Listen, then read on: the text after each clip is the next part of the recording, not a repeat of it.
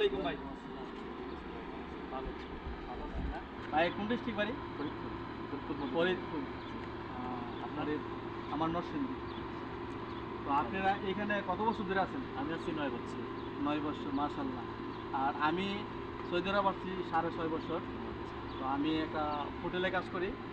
তো এই জায়গায় আসা খুবই ভালো লাগছে যে আপনারা যে দেখলাম যে এই পার্কে বেশিরভাগ বাঙালি।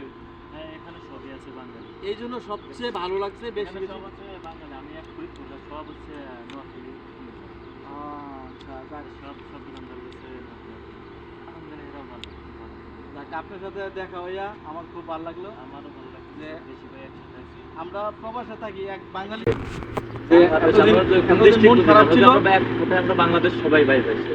আমরা তো ডিস্ট্রিক্ট ভাই সবাই ভাই ভাই। তো কিছু হবে কি আছে? পানি আছে, দেখা গেছে সব কি আছে তার কারণে সরকার আছে। যাক, ভালো লাগলো আপনার সাথে দেখা হইয়া। না, আমরা আপনি চা বানান না? চা এখনই বুঝতে চাই, লাল চা, 2টা লাল চা। আজকে ভাইয়ের সাথে দেখা হয়েছে, আমরা ভাইয়ের দোকান থেকে 2টা লাল চা খাবো।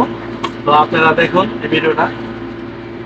আর এখানে কিন্তু আমরা বাঙালি যদি একজন আরেকজনের সাথে দেখা হয় হঠাৎ করে বিদেশের বাড়িতে, মানে এত ভালো লাগে যে মনে হইতেছে যে আপনারা ফিরে এসেছে। তো আমার ভাইয়ের বাড়ি ফরিদপুর, আমার বাড়ি নরসিংদী। ভাই কমাই দিয়েন। হ্যাঁ, আমরা একই দেশের, তো খুবই ভালো লাগছে ভাই। থ্যাংক ইউ ভাইয়া। হ্যাঁ,